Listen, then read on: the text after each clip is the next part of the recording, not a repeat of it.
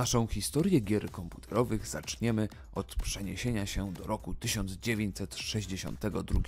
Wrocław, elektroniczne zakłady Elwro, duma polskiej komputeryzacji w latach PRL-u. W tym miejscu powstały urządzenia takie jak kalkulatory modelu Jacek, Bolek i Lolek, mikrokomputery Elwro 500, Elwro 800 Junior, ale najbardziej zakłady były znane z seryjnej produkcji komputerów typu Odra, które cechowały się wysoką stabilnością w działaniu. Ostatni model został wyłączony, uwaga, 1 maja 2010 roku w PKP w Lublinie. Spytacie, ale co to ma wspólnego z polskimi grami komputerowymi? Otóż jeden z pracowników, Witold Podgródzki, stworzył na prototypie Odra 1003 pierwszą polską grę komputerową zwaną Marienbad. W Marienbad grało się w chińską grę liczbową NIM. NIM polegało na tym, że ustawiało się 4 rzędy zapałek lub kart w kolejności 7, 5, 3 i 1. Gra była przeznaczona dla 2 osób. Każdy wyciągał tyle zapałek, ile chciał, ale tylko z jednego rzędu. Przegrywała ta osoba, która została z ostatnią zapałką. Nazwa Marienbad wywodzi się od filmu francuskiego z zeszłego roku w Marienbadzie, który wchodził na ekrany polskich kin w tamtych czasach. W tej produkcji możemy zaobserwować ludzi grających właśnie w nim.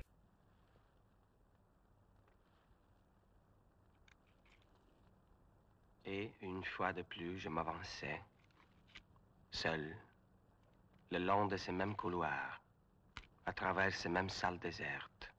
Je longeais ces mêmes colonnades, ces mêmes galeries sans fenêtres. Je franchissais ces mêmes portails, choisissant mon chemin comme au hasard, parmi les dédales des itinéraires semblables.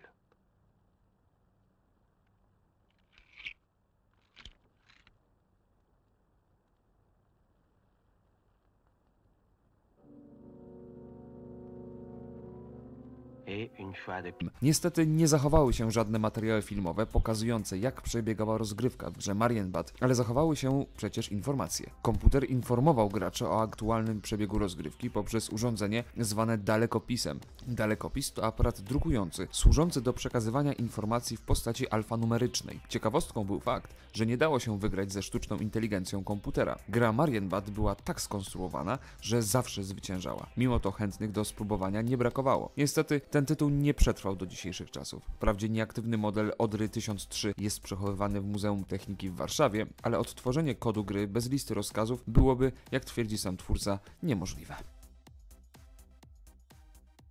Potem było długo nic, aż do roku 1983, kiedy to Jurek Dybski i Piotr Bednawski tworzą grę na Atari pod tytułem Webmaster. W głównym menu możemy zaobserwować aktualnie wybrany poziom trudności oraz liczbę graczy. Gdy naciśniemy spację, możemy zobaczyć zasady, jakie obowiązują w tej grze, ale wyjaśnię je Wam podczas aktualnej rozgrywki. Dalej możemy dowiedzieć się, za co i ile punktów dostaniemy, zależnie od wybranego poziomu trudności.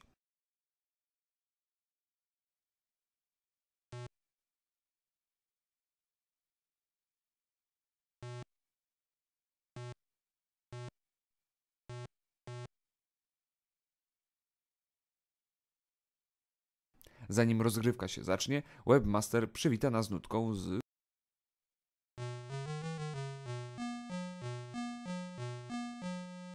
Koziołka Matełka. Ale powracając do rozgrywki, nasza plansza to pajęcza sieć. Przejmujemy kontrolę nad żółtym pająkiem i naszym głównym zadaniem jest zebranie jak największej ilości punktów poprzez zjadanie robali, naprawianie okazjonalne nici, przetrwanie oraz strącanie wrogich pająków poprzez atakowanie ich od tyłu. Zapewne zauważyliście, że niektóre robale różnią się między sobą tym, że przy jednych możemy zaobserwować żółte piksele, co oznacza, że jeśli zjemy takiego robala, to nasza prędkość wzrośnie, ale wrogie pająki również mogą skorzystać z tych udogodnień. To może doprowadzić do ciekawych sytuacji, gdzie my i wrogi pająk mamy taką samą prędkość.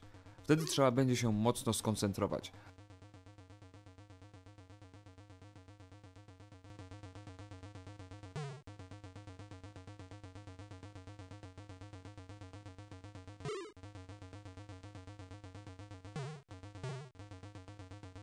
Co każde 100 000 punktów otrzymamy dodatkowe życie i gra automatycznie podniesie poziom trudności o 1 stopień.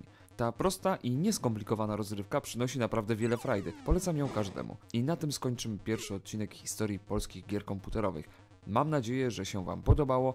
Żegnam się z Wami bardzo serdecznie i do usłyszenia.